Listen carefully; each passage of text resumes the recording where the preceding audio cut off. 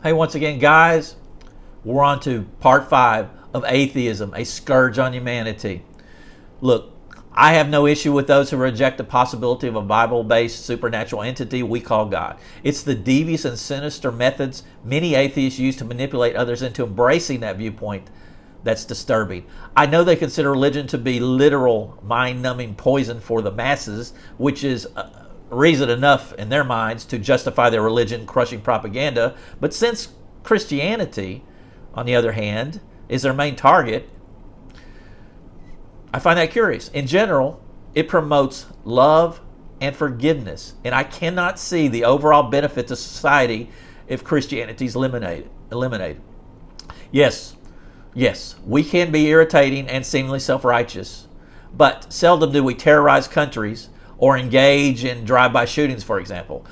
Nevertheless, from my perspective, atheism's leaders have often and still do engage in nefarious acts of duplicity, deceit, fraud, lies, deceptiveness, and philosophical facades in order to carry out their godless and God-censoring mission. What is most disturbing, however, is that they condone acts of blasphemy, not against God, as that is for him to judge, but in intentional ethical and logical blasphemy by purposely representing scientific hypotheses as facts and groundless conjectures as empirical proofs in support.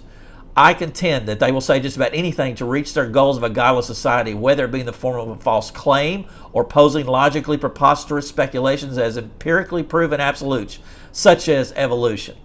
I intend to demonstrate it has been occurring for decades and is still occurring. God is the creator and sole architect of the universe. To deny that is just foolishness, ignorance, rebellion, or all three.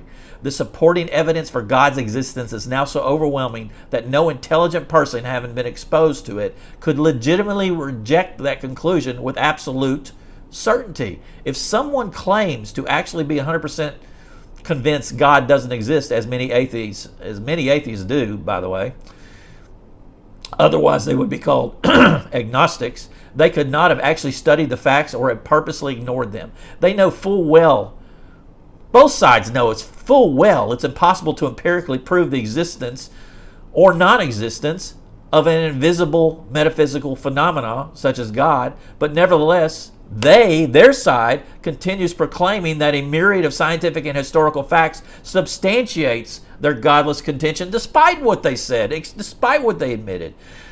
Let me make this clear. Unless they themselves are omniscient or all-knowing, they can't conceivably, by any stretch of any conceptually logical parameters, contend that there is no God with absolute certainty. That's beyond ludicrous. In fact, I'm sorry to say this, but their implied infinite awareness is nothing more than an egomaniacally induced form of insanity.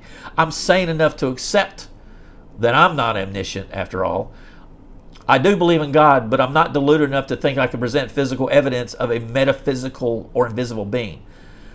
Unseen, but confirmable like gravity, which holds us firmly earthbound, God demonstrates his presence in the universe's magnificent and very obvious design. This is what quite possibly the most respected or at least well-known scientists of all time stated. I'm not an atheist, and he was emphatic about that. He said it way more than one time. The problem involved is too vast for our limited minds. We are in the position of a little child entering a huge library filled with books in many languages. The child knows that someone must have written these books, like we know God did all this. It does not know how. It does not understand the languages in which they are written. The child dimly suspects a mysterious order in the arrangement of the books, but doesn't know what it is. That is, it seems to me, the attitude of even the most intelligent human being towards God. We see the universe marvelously arranged and obeying certain laws, but only dimly understand these laws. And that scientist, his name was Albert Einstein, and I'm sure most of you knew him. And the atheists claim he's one of theirs, but that's a joke. Oh, he several times spoke out in anger against them.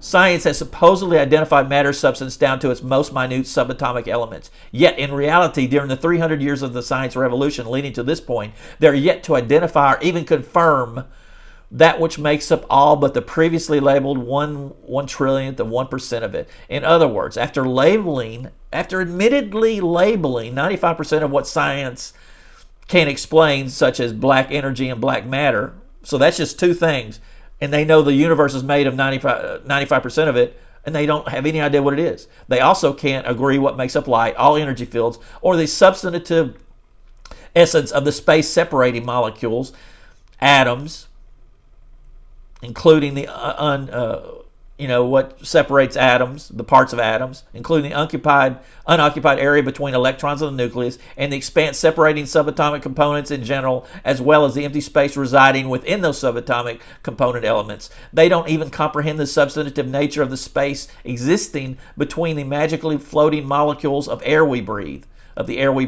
Science has no idea what any of that is. That's just some examples of our profound ignorance. But in general, as Einstein knew, mortals will never have a clue. In comparison, the amount of knowledge science has accumulated is equivalent to a single grain out of a beach full of sand. And yet, atheism uses that pitiful lack of comprehension to emphatically rule out God. How strange it seems to me that on a foundation of nothingness, that a godless universe is the only thing they're absolutely certain of. And that's on to part 6.